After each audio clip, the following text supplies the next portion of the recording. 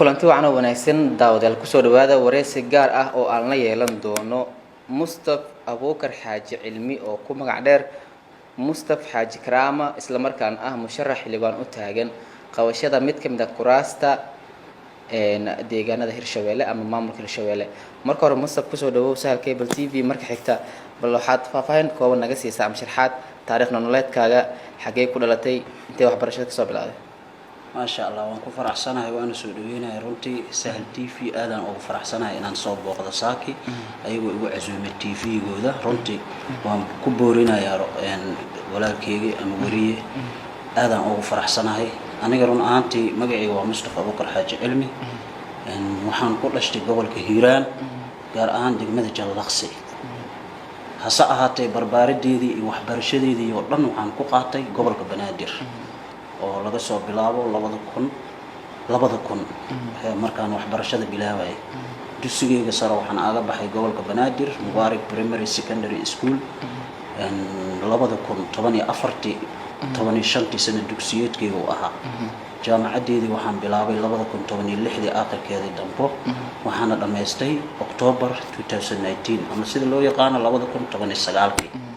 waxaa ii weheliyay college caalami aan ka baxay oo international college ahaa oo loogu magacaabo Eastern College oo runtii macallimiin experience aad u fiican leh ay dhigayeen ilaa haddana ay dhigaan oo isku xiragnaay oo macallimiintan ay ka soo wada jeedeen dalka Uganda Kenya Ethiopia oo ahay macallimiin ajaanib ah runtii oo aad aan ugu qancay dhanka luqadaha oo Englishka ah oo iidana aan ka qaatay diploma oo 2 sano ahaa oo aad aan ugu farxay marka waxbarashadeeda sidii wax badan waxay ahayd gobolka Banaadir aan ku qaatay marka heerkaaga jaamacadda noo waran heerkayga jaamacadda niyo waxa waaye aniga horta waxaan jeclaa inaan barto ganacsiga ama culumta siyaasadda laakiin intaas oo dhan wax ay wehel u yihiin oo qof walba markaas wax bartay oo aqooniyaan oo dareemay ayaan bartay waxayna ahayd public administration oo maamulka imaareenta ah oo runtii aad ugu faraxsanaay dad badan oo saaxiibadeyda ahna ay igu waani jireen maadaama aan ahay qof firfircoon oo socialist ah inaan kulliyadaas barto hamigeygana runtii waxa ii rumeeyay jaamacad lagu magacaabo Summerville University oo xiriir dhow la lahayd jaamacad ku taalo dalka South Africa Cape Town oo ay isku xirnaayeen corporation ka dhaxeeyay marka fursadahaas markay u soo bandhigtay ardaydayaalka ama dhalinyarada gobolka Banaadir inay ka faa'iideystaan jaamacadii ayaan ku biiray wax badan oo markaas oo aan dhihi karo noloshaada wax badan ay ka bedeleen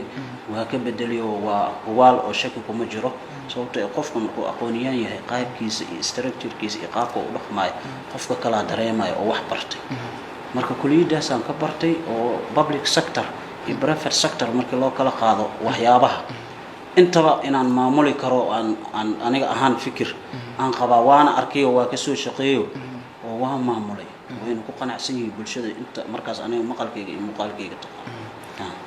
waayahay waxaa nagu maqaalaa inaad tahay xildhibaan u taagan qabashada mid ka mid ah kuraasta baarlamaanka Hirshabeelle bal arintaasi bulshada ku daawanaysa maxaad la wadaagaysaa wallahi waa run horta fikirkaas wuu jira musharax oo markaas kuraasta aan ku leenahay dawlad goboleedka Hirshabeelle u taagan oo waliba reeraha aan ka soo jeedo oo haddana dad ay nagu matalaan oo joogaan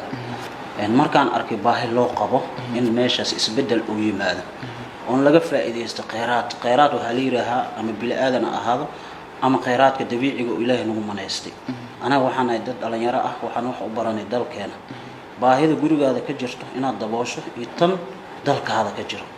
marka waxaan diyaar u noqday in laga faa'iideysto wax aan igu jiro oo iga dhex guuxay oo aan faa'iido dalka iyo dadka aan ka soo jeedo diinta markaas sababtoo ah tusaale hadda kuraasta waxaa sida badan matalaan dad odayaal ah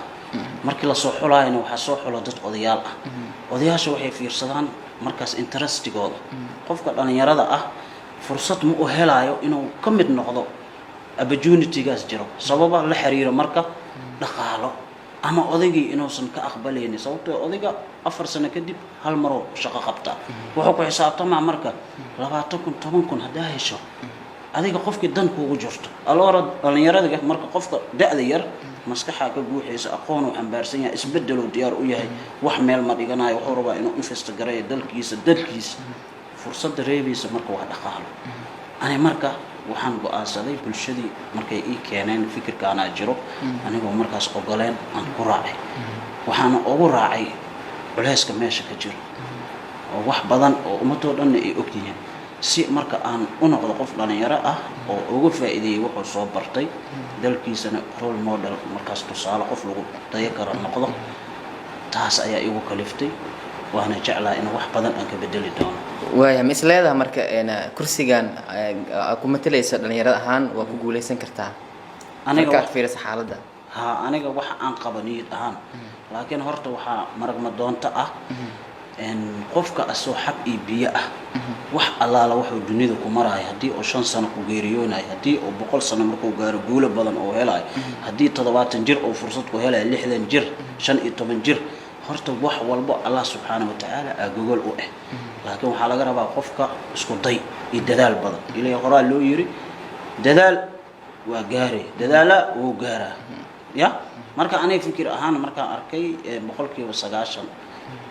oo bulshadii markaas oo kuraastaas lahayd oo matalaad dhabta lahayd sida ay dhahayaan iyo nin dhalinyaro ah oo kalsooni qabo oo runtii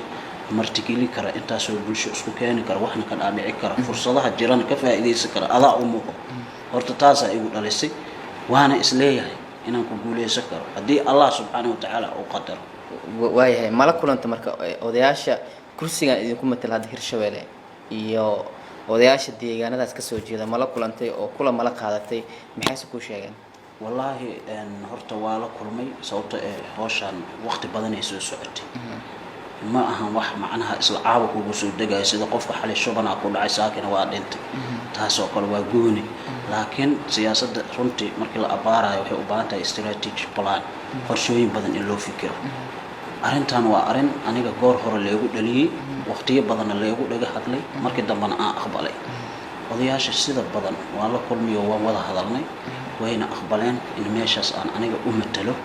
hadii uu ilaahay ayagana ka aqbalo rajadoodana runtii 100% way kalsoonida xaqiiqi anigana taas ay igu dhaliday inaan ku dhiirado waan hore u sii wado waaya nin la yiraahday maxaa isleedahay hadii kursigaas dadkii aad ku matalaysay ku doortaan odayaashii ku doortaan kursigaas aad qabato maxaa isleedahay Hirshabeelle ka bedeli kartaa wallahi ka aniga ahaan horta kulli isbedelka dawladda waxa asaasi u ah waa iyada waxay ka kooban tahay 3 system golaha fulinta iyo sharci dejinta iyo garsoorka horta dadka waxay dhahaan oo cilmiga saaraaday oo cilmiyada ka doodo haddii dawladda sideedaba state-kaas 3daas qaybood ay ka wanaagsanaadaan maamulkaas ama state-kaas wuu kacayo wuxuu noqonayaa meel sare aniga fikir ahaan niyadeeda waxaan rabaa horta si daacad ah inaan ugu shaqeeyo oo aan waxyaabaha oo self interestiga oo dana gaar ah inaan horta ka fogaado ama aniga ahaato ama dhinac kale laakiin waxaan jeclahay haddii meesha dhalinyaro ay ku abuuranto isbedel inuu ka dhacayo oo dal walbana waxaa bedelay dhalinyaro maxay laga soo bilaabo waqtiyadii ururka SYL-ka 13 dhalinyaro ahaayeen aqoonta maanta jirto iyo dadka say wax walba u baran yihiin xeegaas looma baranay aqoon weyn ma jirin laakiin dad is aaminay oo kalsooni ka dhaxayso ayay ahaayeen oo xiriir fiican leh marka waxaan qabaa haddii meesha team badan oo dhalinyaro ay tagaan wax badan bedelmaayo oo kaligeena ma ahano way buuxaan dadkaas oo dhan wada shaqeynayaan hands work together aniga marka fikir ahaan taas aan qaba waayahay inta badan odayaasha wax soo xulay waxa lagu xantaa inay laaluush qaataan ama lacag qaataan oo doorka dhalinyarada meesha ay ka baxdo maadaama haddii odayaasha ama dad lacag haysto ay xilkaas u tartamayaan laga yaabo qofka dhalinyarada inuu soo lacag buuran oo san haysan oo uu ku tartamo ama odayaasha oo si marka odayaasha wax soo xulaya maxaa leedahay aniga waa midda kaliya aan u taaganahay aan kugu soo booqday telefishinka maanta runtii waxaan rabaa inaan baaq adag u diro odayaasha wax soo xulay inay macnaha ka shaqeeyaan si rag dhalinyaro ah ay meesha ku imaanayaan dalkay wax u tarayaan ayaga naftarkooda ay wax u tarayaan wax badan way bedelayaan marka maanta hal maalin wax lagu siiyay oo maalmo yar ku kooban iyo wax 4 sano soconay iyo 20 sano iyo 30 sano oo soo socoto oo jiil walbo ku soo kordhay state-kaas wax u taray way kala duwan yihiin marka in odayaashaas oo wax soo xulay aysan fiirinin qofka kor ka yimid dhaqaalaha siinaya iyo waxyaabahaas ay u daneeyaan dalka iyo shaqada ay ka shaqeynayaan bulshada meesha ayaga inta isku raacday oday ka dhigtay ya in marka ay ka shaqeeyaan danahaas bulshada iyo dhaartii ay dhaarteen in equal opportunity wax walba ay u dhiibaan waana sababta dhalinyaradeena maanta ay culeysyo badan u dareemayaan oo fursadaha maadaama dalkeena uu yahay dal kheyraad dhinac walba iskugu jiro boqolkiiba 75 ay dhalinyaro yihiin loona baahnaa in laga faa'iideysto oo wax walba oo markaas faa'iido oo dalkeena horumari karo ay ayaga gogol u noqon karaan ay fursad ku waayeen marka odayaasha waxaan u diraa oo baaq ah in mudnaanta koowaad ay siiyaan dhalinyarada si ayagana ceeb aysan u soo gaarin mustaqbalkoodana oo u dhismo xataa laakiin nin oday ah oo ka bilaabo 62 sano 60 sano 70 sano iska jira wuxuu raadinaa muxuu raadinaa dan asi u gaar oo raadinaa sababtoo ay wuxuu ku fikiraabo hadda kadib adiga godaad u socotaaba faa'iido badan hel haddii aad duqoodid meel aad ku aroorto oo kaliga aad wax cunto oo lagugu dhaqaaleeyo laakiin ninka dhalinyarada ah wuxuu raadinaa bis magac inoo helo ma dhaqaale ma korinayo ileen waxa uu soo carfiyay nolol cusub waqtigiisa wax badan ka dhiman waqti meesha hadda uu gaarina meel ka sii fiican inuu gaaro dad badan inuu kasbado meel walba inuu magac ku yeeshto wax walbana waa loogu tagaa waa wax waal ah oo aan shaki ku jirin oo marag ma doonta ah waayahay marka laga soo tago inaad odayaasha la kulantay dadka deegaanada Hirshabeelle ka soo jeeda inaad booqatay mal kulantay oo ma u sheegtay inaad tahay musharax u taagan ka shaqeynta dantooda nacam way wada ogyihiin oo dhammaan way ka warqabaan maadaama aniga aan horta waxaan waxa lagu qaybiyaa gobol qof walbana gobol uu ka soo jeeda gobolkii aan ka soo jeeday inay ka soo baxday aan goboladii kala galay asxaaban ku leeyahay oo kulan meeting wax la dhahaa mar walba aan sameysana waa laga warqabaa dhinac walba waa warbixin waaya ugu dambeyn wareysiga soo koobi doonaa fariinta aad u dirayso odayaasha wax soo xulaya kuwa hadda talada haya ee baarlamaanka Hirshabeelle iyo dhammaan dadka deegaanada Hirshabeelle ka soo jeeda maxay yahay baaqa guud ahaan u dirayso baaqa aniga aan u dirayo odayaasha waa kii hadda hore aan u soo sheegay inay u fiirsadaan soo xilista